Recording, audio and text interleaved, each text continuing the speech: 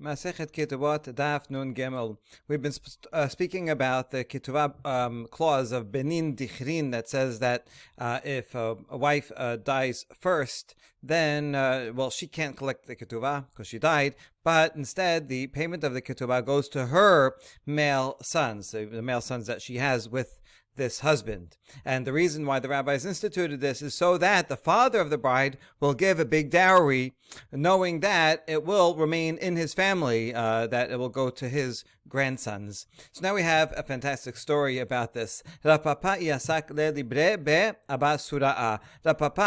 was marrying off his son to the daughter of Abba Sura'a. And so the papa went to Abba Sura'a's house to write the Ketubah and also to negotiate the terms. Shama Yehuda bar Mereimar, a man named Yehuda bar Mereimar, who seems to have been an important person. He was from the family of the exilarch. He heard that Papa was coming to town. So he went out to see Rav Papa. So they're walking along the way, and he gets a chance to greet Rav Papa. And then when they get to the opening of the house of Abba Sura'ah, the father of the bride, so Yehuda bar Mereimar says, "Okay, goodbye. I'm going to leave you now, and because you're going to go and do your business in there." Papa says, "No, come in with me. I want you to join me while I negotiate the terms of the marriage." Papa saw that Yehuda bar Mereimar did not want to go. He was making up all kinds of excuses. I gotta go. I have an appointment. He didn't want to. So the Papa says, what do you think? How come you don't want to go? Is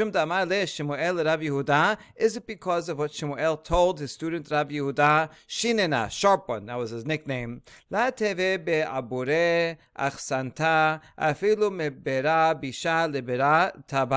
He gave him advice, do not be involved in inheritances, even if it's to shift something, some of the inheritance from a bad son to a good son. In other words, you should always let the inheritance follow the normal course that all the sons divide equally, and don't involve yourself in any case where the father wants to give more to one and more to the other, and you're going to have to adjudicate it or be a witness to it. Don't get involved in such a thing. Even if the father's taking away from the bad son and giving more to the good son, because you never know what children they're going to have. Maybe the bad son's going to have good children, and the good son's going to have bad children, and then they'll say it's your fault that they have more money and you have more money, and it just causes fights. Don't get involved in it. And all the more so, don't get involved in moving around, changing an inheritance so that the money goes from the sons to the daughters instead. So a lot of times the father wants to give to the daughter, and that's against the normal policy. Don't get involved in such things. So is that what you have in mind? So how would that be relevant? Here, what we saw is that the dowry amount that a father should give to his daughter, the rabbi said, should be similar or equivalent to what his sons will eventually inherit. We said that that's about 1/10 of all his property. And so really, the dowry is in a way to siphon off money from the inheritance that would go to the sons, and instead it will go to the daughter. Now, it doesn't go to the daughter directly. It goes into the marriage of the daughter with the husband, and the husband will be able to use that property, and the couple will use those things. But eventually, when she dies, his grandsons will inherit it. So effectively, the daughter and then her sons are inheriting a share along and taking away that share from the sons. So that Papa is saying, is that your problem? Because you don't want to be involved in dividing up inheritances against the normal procedure. But this itself is a takana that the rabbi said, whereas we saw yesterday that statement that we want to make sure that fathers will give big dowries, and they'll give a bigger dowry if they know that's going to remain in the family. So don't, you're worried about what Rav Yehuda said. The rabbis themselves said that this is a good thing to do. Okay. Amar le Abba Yehuda bar Mereimar responds, yes, it's true. When Rabbi Shimon Bar Yochai said it's a good idea for a father to give a big dowry, that's we're talking about when he wants to give it himself. La suye name, but to force him to do it, that is that the rabbis didn't say. And Yehuda bar Mereimar, because he's an important person, he felt that by joining Rav Papa in the negotiations, just his presence is going to put pressure on the father of the bride to show off that he's giving more. And so he said, I don't want to be part of that.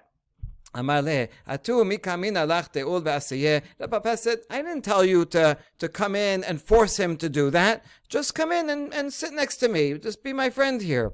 So, ve'asiyeh. Ul ve'ala ta'asiyeh ka'amina. Right, what Papa says. Did I tell you to enter and force him? I only want you to enter with me and don't do anything. That's what I meant. Amale ma'alai didi hainu asiyeh. Yehuda bar Mereimar said, for me, even my presence is going to be putting undue pressure on the father of the bride. Even if I don't tell him, hey, it's a good idea to give a big dowry, just my presence, just being there, he's going to feel pressure to give one. So Yehuda bar Mereimar still didn't want to go, and we see why. He was against this whole idea. I mean, it's fine if a father of the bride wants to give. That's great. And, the rabbis made a takana that the sons will inherit so that he will give one. But there's an opposite side, which is that he's taking away money that would go to the sons, that the sons would inherit, and they'll feel a grudge about that. And so he just doesn't want to get involved. But nevertheless, Rav Papa forced him to come. You got to come with me. Pulled him in, and he sat next to him. Ishtik viteb. Yehuda Mereimar, he sat there silently. He didn't want to give any facial expressions, any hint that he's putting any pressure. Savar hahu mirtach ratach. But the father of the bride, Asura, he said he thought it looked like Yehuda Mereimar was angry because he was making no expression. When he wasn't smiling, he looked like he was angry. So he looked at him and says, oh, I guess that's pressure. He wants me to give a big dowry. So the father of the bride wrote all of his possessions he gave as a dowry. But Yehuda Mereimar still was not smiling. So he says, oh, you're still not satisfied? I gave everything. Right? He swears by my master, I gave, I have nothing left for myself. I have nothing left to give. How come you're still angry? And Yehuda Mereimar says, no, I was not angry.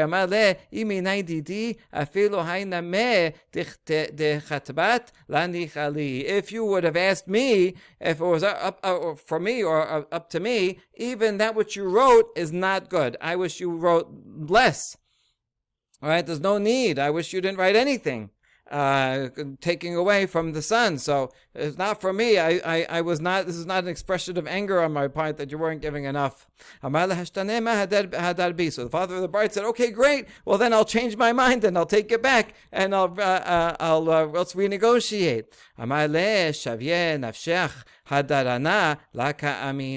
But Yehuda Mereimar says, no, I also am not telling you that you should be a person who's a flip-flopper and now change your mind now that you negotiated and agreed to it, even though technically they weren't married yet, so he could change his mind, but this is not proper. Now that you have given your agreement to give away all your property, don't blame it on me and change your mind. Okay, so really fantastic story that brings to life a lot of the tensions and arguments and considerations that were involved in such negotiations and some of the moral considerations of the different parties that we may not even realize that the sons then will, not be resentful at their sister, at their nephews, and all that the rabbis had to take into consideration.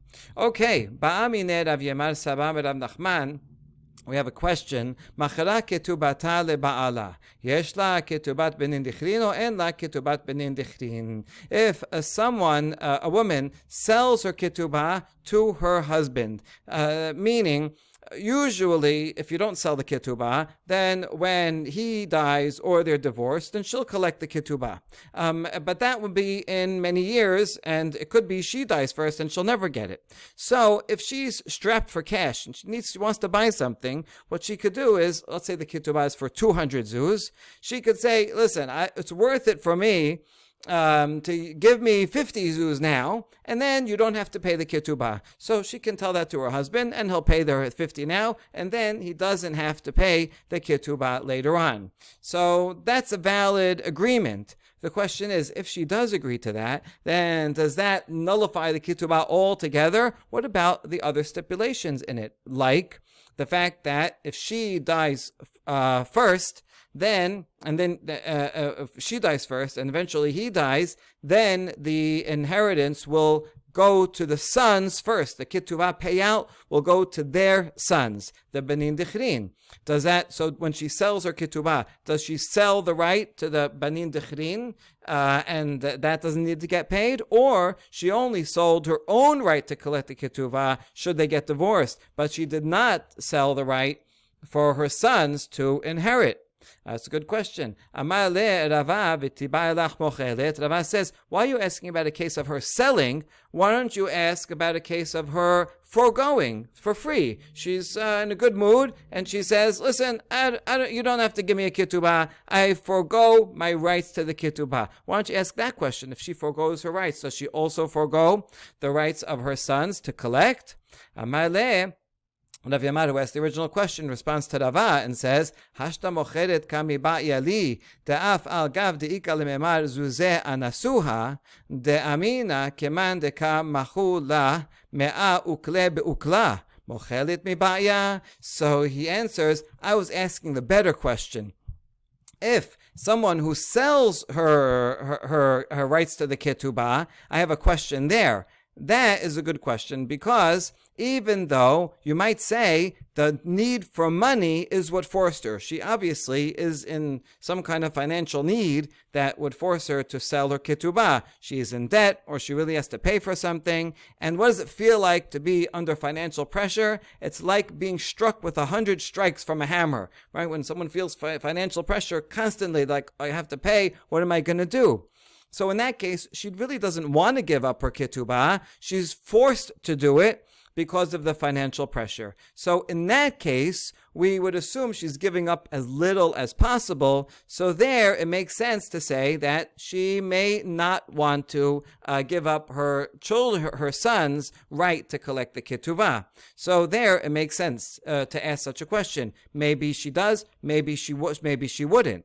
But there's no need to ask if she willingly forgoes the ketubah, because there, no one's pressuring her to do that. She's like, no, I don't need it. I don't care about it. If she's doing it willingly, then for sure she's giving up all of the rights to the ketubah, including the rights of the sons to inherit. So he says that's why he didn't ask that question.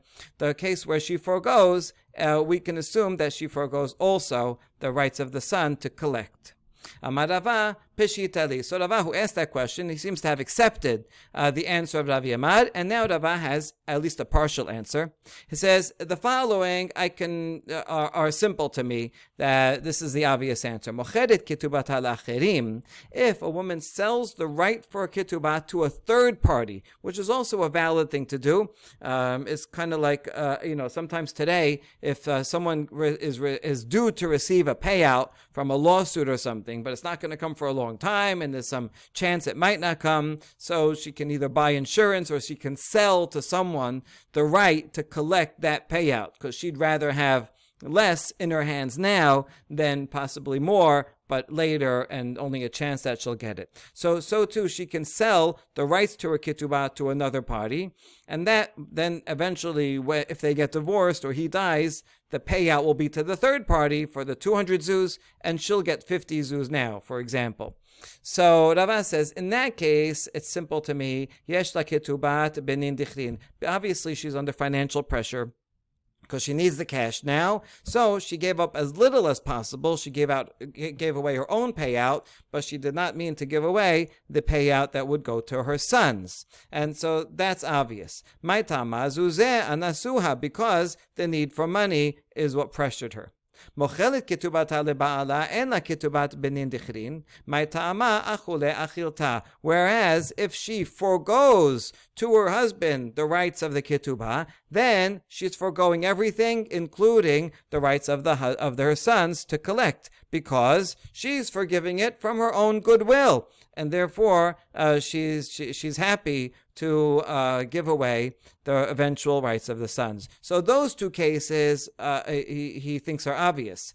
But Ba'ayadava, the original question that you asked was actually about machera ketubata leba'ala. That, I'm still not sure, Rava says. Mocheret ketubata leba'ala ke mocheret la'acherim dameh. If she's selling, do we assume that selling doesn't matter to whom? Selling to her husband is the same as selling to someone else, and it's because of financial pressure, so she's selling as little as possible so the sons will still collect. Or kemochelet leba'ala dameh. Or is it more similar, because she's selling it to her husband, it's similar to foregoing to her husband. After all, when she sells it to her husband, it's in effect saying that there is no ketubah, because the husband doesn't have to pay himself. Should he have to pay out, there won't be any payout. So it's much more similar to in its effect in foregoing, even though in one she's getting some money, in one she's not getting any money. So that was his question. His question to himself, he still wasn't sure about that case. Bata de ba'aya hadar pashta. But after he asked that question, he thought more about it, and he gave an answer. In fact, if she's selling it, it doesn't matter to who. Selling it to her husband is the same as selling the rights to collect the ketubah to someone else, because she's only going to sell it because of financial pressure. And if it's financial pressure, she's going to give up her own rights, but she wants to give up as little as possible. So she means to retain the rights of her sons to eventually get a payout of the ketubah. It was really interesting sugya in the way that you see Rava's development. At first, he didn't think of the difference between mocheret and mochelet. And then that's explained to him, and he thinks more about it. This is great. I got these two cases. I'm still not sure about that one. He thinks about it a little more, and then he comes to a conclusion. So, sometimes when something seems a puzzle at first, but you keep thinking about it, and eventually you can get an answer. All right, Mativ Rav Idi Bar Avin. However, Rav Idi Bar Avin is going to challenge Rava's conclusion that someone who, because of financial pressure, gives up their ketubah, nevertheless retains the right for the sons to collect it. He's going to challenge this from a Mishnah in Yevamot that says, Meta en yorshin shel zeh en yorshin shel zeh yorshin ketubata. In a case back in Yevamot where a woman is married, her husband goes away on a trip, doesn't come back, and she suspects that he's dead, with some evidence that says he is dead. The Talmud Bavli there explained that it's talking about a case where one witness says he's dead. Based on that, she goes and gets remarried. Unfortunately, her first husband is actually alive and comes back one day.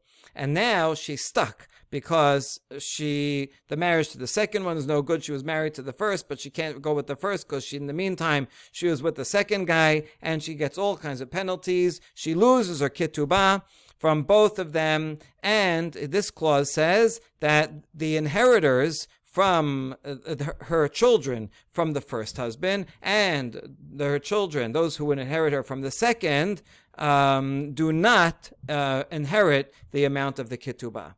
Now over there we analyze this. What are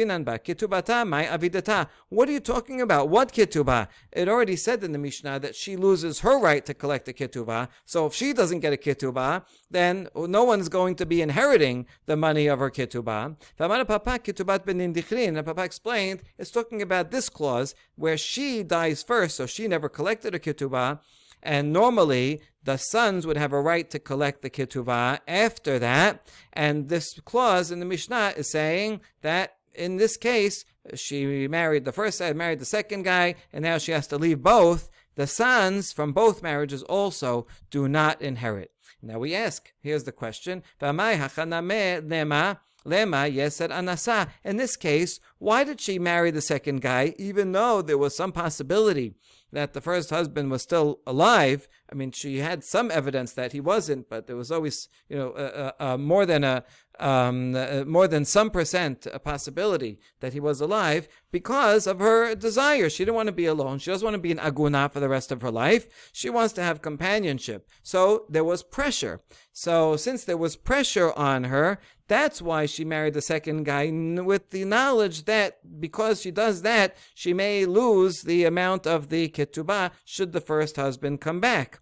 But why don't we say, yeah, okay, fine, she was willing to risk her own ketubah, but it was only under pressure, and therefore she did not have in mind that her sons should lose out. But yet her sons do lose out. So you see, when the woman does something under pressure, the sons lose out. And therefore, in Rava's case also, when she does something under pressure, like selling her ketubah, even though she did so out of pressure, we should say that she also forgoes or sells the right for her sons, and their sons also would lose out. That's the question.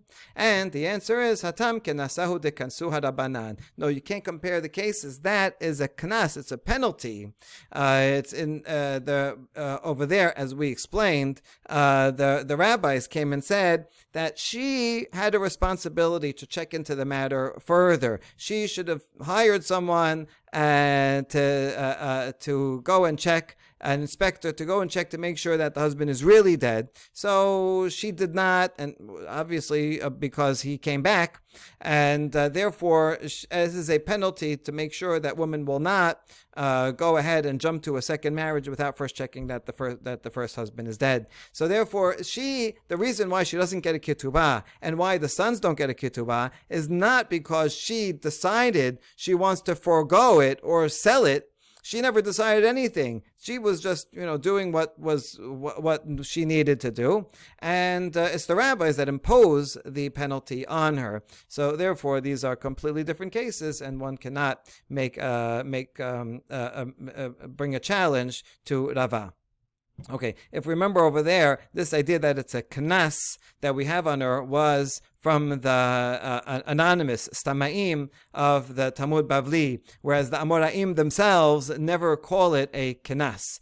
So it's interesting here that this answer is from the Stama de Gemara, whereas Rav Idi Barabin probably did not think it was a knas, but rather is built into the nature of the case, that she is kind of quasi married to two people, and so she's in the state that's unstable and has to get out of it. And so this is simply a consequence, not a penalty.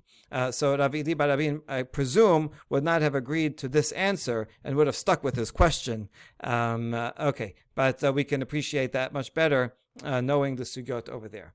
All right, now Yativ Ravin Bar Chanina Kamed Rav Chista V'Yativ Kamad Mishmed Rabbi Elazar. So Rabin Bar Chanina was sitting before Rav Chista, meaning Rav Chista was his teacher, and he was sitting and he was saying, sometimes a student would recite something to his teacher in the name of Rabbi Elazar, who was a great master. If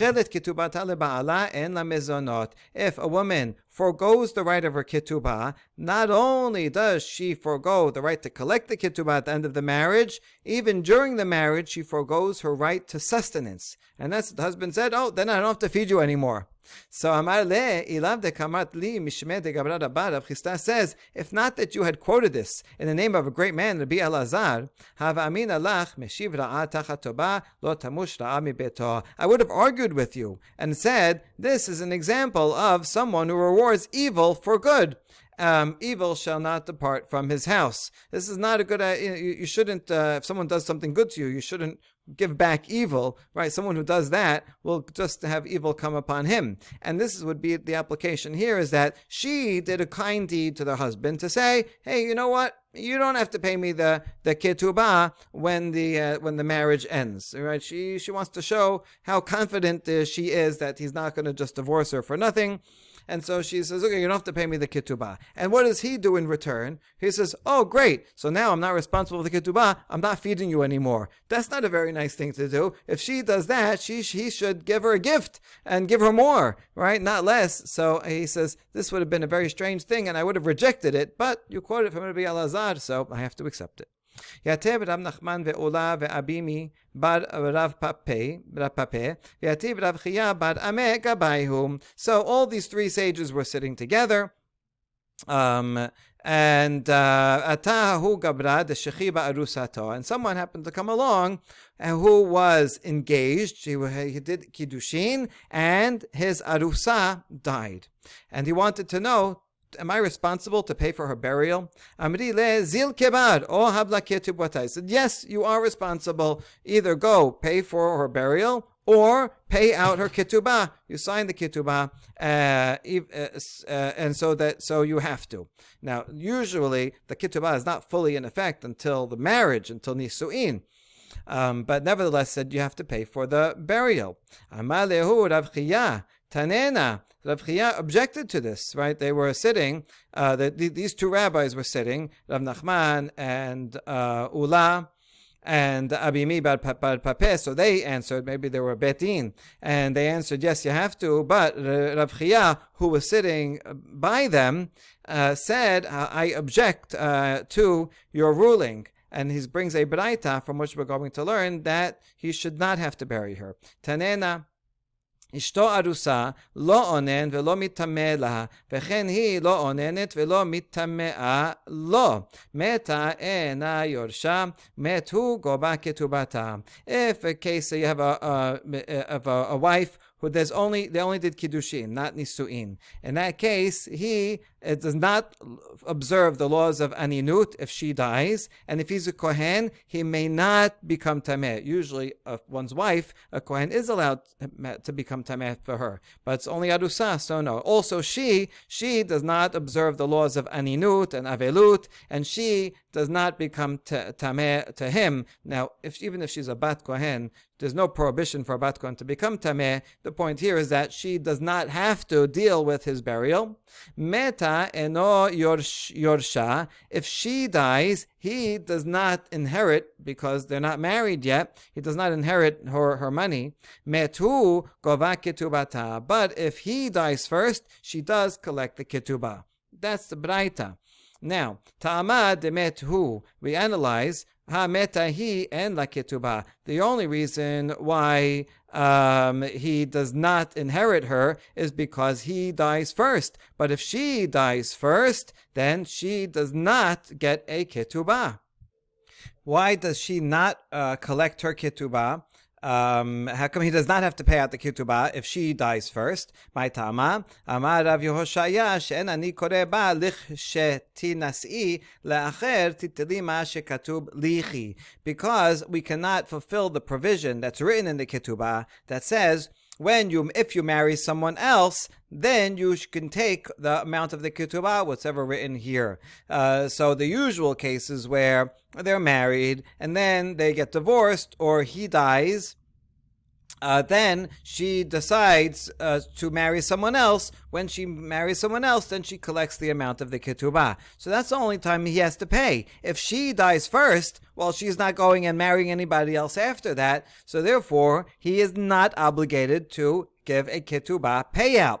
Since he's not obligated to give a ketubah payout, he is also not obligated to bury her.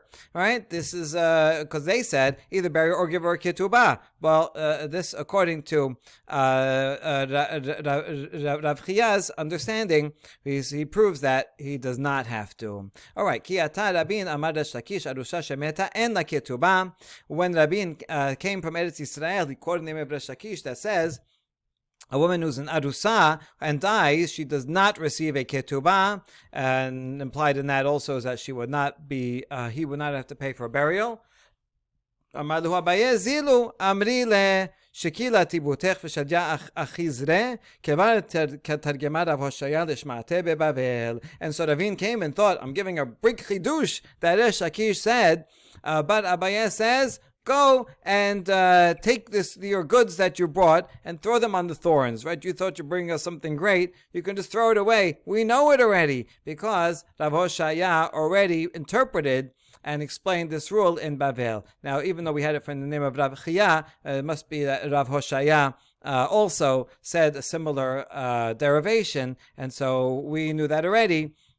But I guess it's always good to have confirmation. All right, now next part of the Mishnah said Benan nukaban dehevyan lichi minai is that in the Ketubah the man agrees that any girls that they have will be sustained even if when he dies and the inheritance goes to his sons. The inheritance will have to provide for his the young girls from that marriage. Okay, Rav, and we saw that's even so much that even if they will take away from the son's inheritance, the girls get first. Okay, Rav Taneh ad tilakhan legubrin. Even if there won't be enough for the boys to eat, they have to go beg, and the daughters get food. Okay, so now, in what conditions, until when does the inheritance have to pay for these girls? So Rav understood, Rav's version of the Mishnah and of this clause says, you will have to pay for the girls until they are taken to men, meaning until they get married. So no matter whenever they get married, they will be taken. We'll see, does that mean from Kiddushin or from the time of Nisuin? Until you grow up and they become a bogeret, meaning that the daughters get fed until they're 12 and a half, and then they're adults, then they're on their own. You can see how these two words can get mixed up. Geved and beged is the same letters, was switched around. Geved means a man, beged means an adult woman.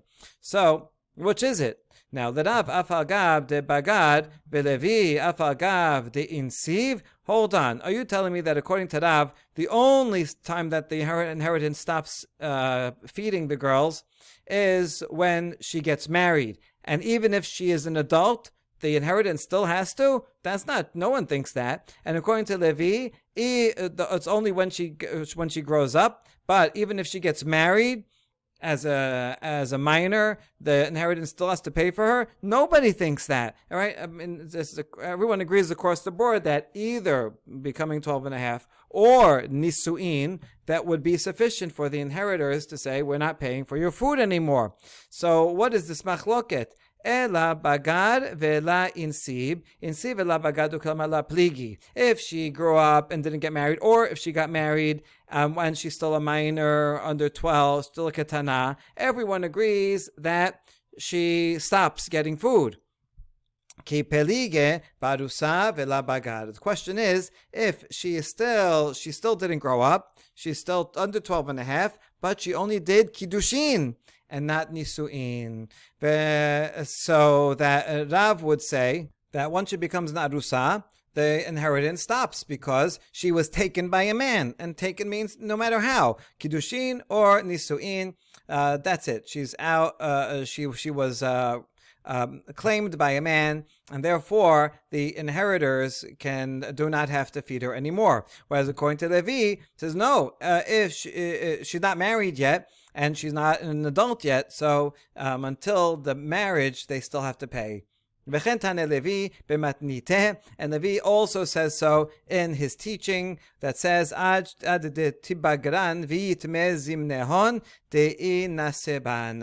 the inheritance will have to pay for her until they become grown women, and the time of comes for their marriage. Not enough to have kiddushin. So we just clarify, tarte, do you need both? Because it says, ve.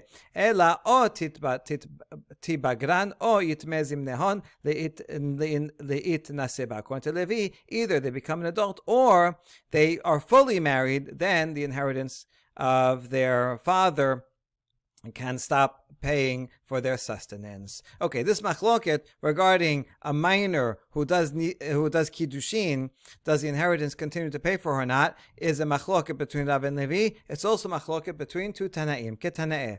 Ad matay habat nizonet. Ad shete'ares. Until when does a daughter get fed? Until she does kiddushin, and now not after. Mishum Rabbi Elazar amru ad shetibager. But Rabbi Elazar said, no, until she becomes an adult, which sounds like even if she did kiddushin, but she's still a minor, the inheritance does still have to pay for her. So Tanakama would be like Rav, and Rabbi Elazar would be like Levi. Taneh Rav Yosef. Adehevyan. Rav Yosef had a formulation of this until she becomes Havaya, until she becomes with a man, the inheritance still has to pay for her. But that's not clear. What does that mean? Ibaya lehu Havaya de Erusin or Havaya de Nisuin? Does Rav Yosef mean until she is with a man just with Kiddushin? Or do you need full Nisuin? Teko, we're not sure what Rav Yosef meant in the Braita that he quoted. Amar le Rav Chisda le Rav Yosef. Mishemi alach mine de Rav Yehuda. Rav Chisda and Rav Yosef were both students of Rav Yehuda. So Rav Chisda said, have you ever heard Rav Yehuda say anything about the following? Arusa yesh la mezonot or en la mezonot. Once someone becomes an arusa, and let's say her father died, and the inheritance controlled by her brothers is feeding her. So once she becomes an arusa, does she continue to get inheritance from her brothers, or now she's arusa, she does not any longer? Did you hear anything about her from our teacher, Rav Yehuda?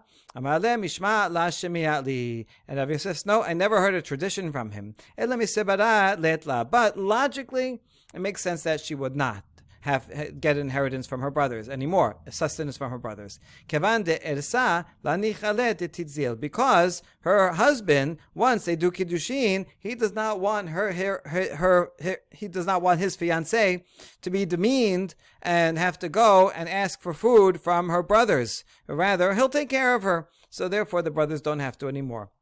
Amale im mishma la shemi alach misvara it la.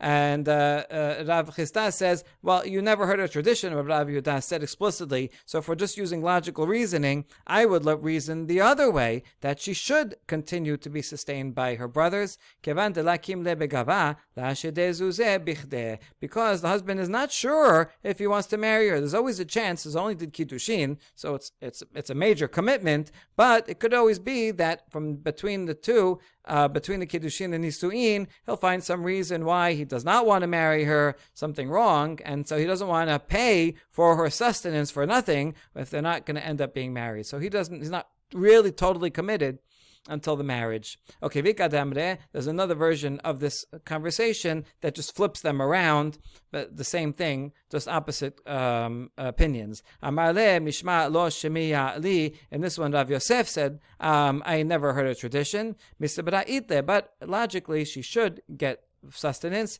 Since they're not yet married and he's not sure, he's not going to throw away money and sustain her when the marriage might not happen. He says, well, if you never heard about it, I think logically it makes sense that she should no longer get inheritance from her brothers, because once they do kiddushin, the husband does not want her to be demeaned, and he'll take care of her, and therefore the brothers no longer have to. All right, we're going to end with 5 questions related to this, and to the mnemonic device to remember who asked the question. Siman de Gabre, Shak Zaraf. We're going to see the questions are attributed to Rav Sheshat, Rav Resh Lakish, Rabbi Elazar, Rava, and Rav Papa, that's the Peh. And the subjects of the questions are going to be about Me'ana, Vibama, Sheniya, Arusa, Va'anusa. Okay, so memorize that, and then you can memorize the following questions. Ba'omine Rav Sheshat, that's the first one, about Mi'un. Mema'enet, yesh la mezonot, or en la mezonot. Let's say you have a girl whose father died. So she's going to be sustained at that point from her brother who inherited. Now the brother marries her off to a man. That's his right to marry her off midrabanan, but she has a right to refuse while she's still young. So as a ketana, they're married for a few months, she refuses. And what that does, it annuls the original, goes retroactively, undoes the original kiddushin. So now what's her status? Can she go back to the way she was and continue to be sustained from her brothers, Or, now that she was married, she left her brothers, she left the household, and she does not go back. That's a good question. Amalu Rav Sheshet, Tinituha. Rav Sheshet says, I actually have an answer. Look at this beraita. It's a machloket. Almana bebet abiha ugrusha bebet abiha v'shomeret yavam bebet abiha yesh la mezonot. These three cases, when one goes back to their father's house, they do continue to get sustenance. If you have an almana, she explains that it's talking about a woman who only did kiddushin, and then the husband died, and she goes back to her father's house. So almana bibet, she's in her father's house. So that means that she never left her father's house. Because they only did kiddushin, not nisuin. Or if she did kiddushin and then she was divorced, and so now she's still in her father's house. Or her husband died, her fiance died, and now she is connected to a yavam, and she's waiting for the yavam to come and do yibum, and she's still in her father's house. So in all these cases, she never left her father's house, so she continues to be sustained by her brothers. We're talking, even though it says father's house, it's talking about the case where the father died, and the brothers are sustaining her from the inheritance. That's Tanakama. If she's still in her father's house, she gets sustained. And when she leaves her father's house, en la mezonot, then she doesn't. Now, it seems to be the same thing. Rabbi Yehuda, Hainu Tanakama. Aren't they saying the same thing? No, actually, the case of mi'un, our question would be a difference between them. The Tanakama sabar itla, Rabbi Yehuda sabar letla. Tanakama would say that this is equivalent to the other cases because she did mi'un, and so the marriage is retroactively annulled. It's as if she was never married, and so she's still in her father's house, so she can continue to be sustained. Whereas Rabbi Yehuda, whose language gives a more blanket statement, says if as long as she is not in her father's house, even for temporarily, and in this case, once she gets married, even though Soin Rabbanan is conditional, she got married to this guy, so she's not in her father's house, so she loses her right to be sustained by her brothers. And even if she does mi'un after, no, still does not. Okay, so we actually, Rav Sheshet provided an answer for the first challenge. The next four, we're not going to have any answer. They're all going to end in teko. Ba'eresh lakish, bat yevama, yesh la mezonot, or en la mezonot. If a woman does yibum, and they have a daughter. She has a daughter with the yavam, and then she dies first. Will her daughter be sustained from the estate of the yavam, or not? What's the two sides? Now, because the yavam, he never wanted initially to marry the Yevama, he was just put in the situation because of the tragic death of his brother without children. And so therefore, since he didn't ask for this marriage in the first place, he doesn't have to pay the Ketubah from his own money, but rather the estate of the first husband pays her Ketubah. So since he doesn't have to pay for Ketubah, he also, his own estate, should not have to pay for the sustenance of that daughter. So therefore she does not get it. Letla. Or on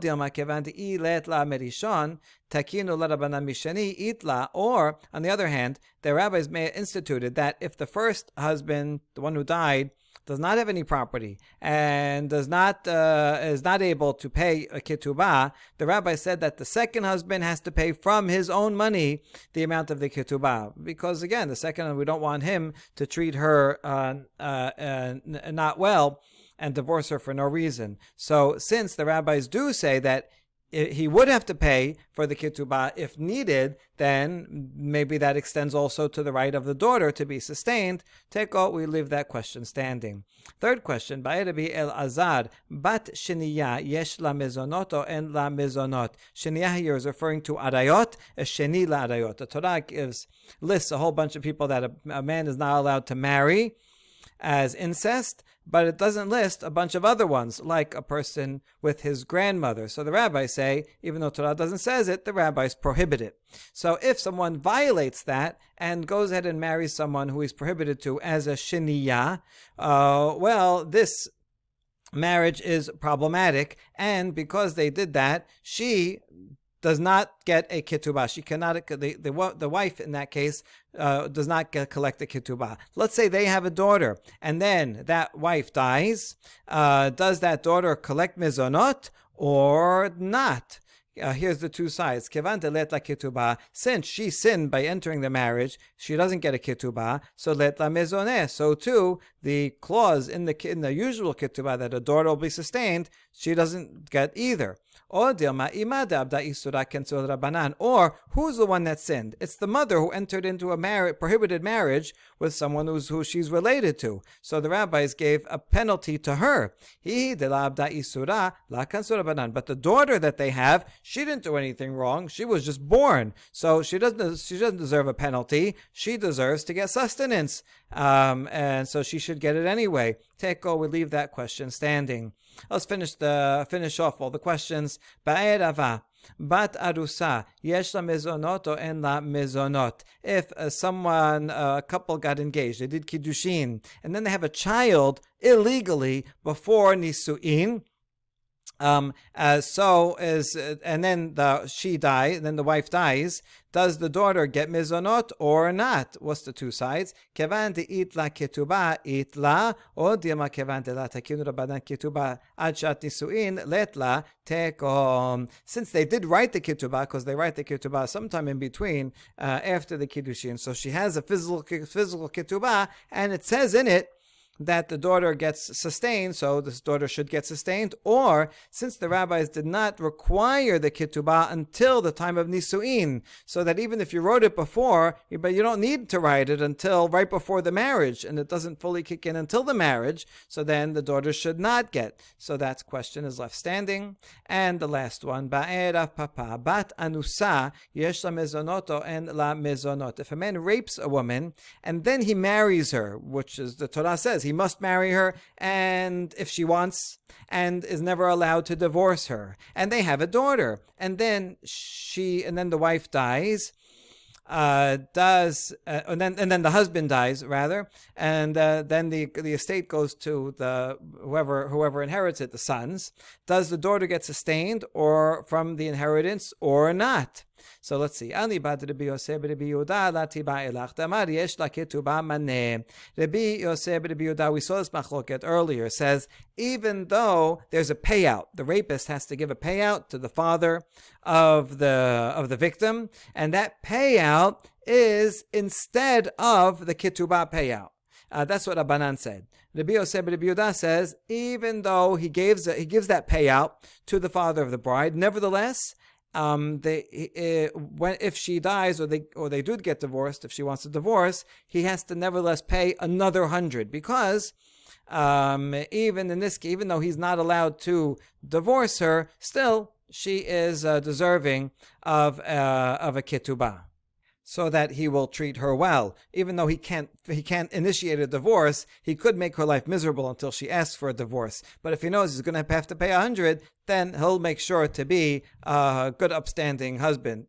Even though he started with rape, but since they both agreed to be married, so she deserves a ketubah to make sure he'll be on his best behavior throughout the rest of the marriage. So since Rabbi Yosef Rabbi Yehuda said that she gets a ketubah payment, so also their daughter, would be entitled to sustenance. So we're not asking the question according to Rabbi Yosef Rabbi Yehuda, therefore sure yes. But Rabbanan say there that after the rape, he has to pay this fine to the father, and that fine is kind of like paying the ketubah up front.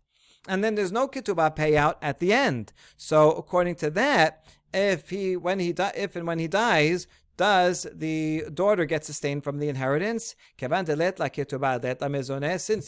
ketubah payout, so there's none. Also, he doesn't have to pay for that stipulation that's usually in a ketubah to sustain the daughter. Or dilma ketubah tamamai kedeshelo kala ben avlotzia lama semapikla teku. Or what's the usual reason for a ketubah? So that a man will not easily divorce his wife. But this guy, the rapist, he is not allowed to divorce his wife, but that's the only reason why there's no ketubah payout to the wife. But everything else that's in the ketubah that does still apply would still apply. And the sustenance to the daughter, the reason for that doesn't change just because he can't divorce her, and therefore that responsibility does still fall upon him and his inheritance to sustain her. So even though she doesn't get a ketubah, payout, does that mean there's no ketubah at all? All the stipulations, or that one is not relevant, but the other ones are relevant and should still have to pay teko, and so this again is left standing. Imagine that these challenges were presented to students, and you see that they mention quickly the arguments on both sides, and the students would have like a debating team debating each other, and so it's left standing so that every generation of students and learners can re-engage in these debates. Baruch Adonai L'olam, Amen v'Amen.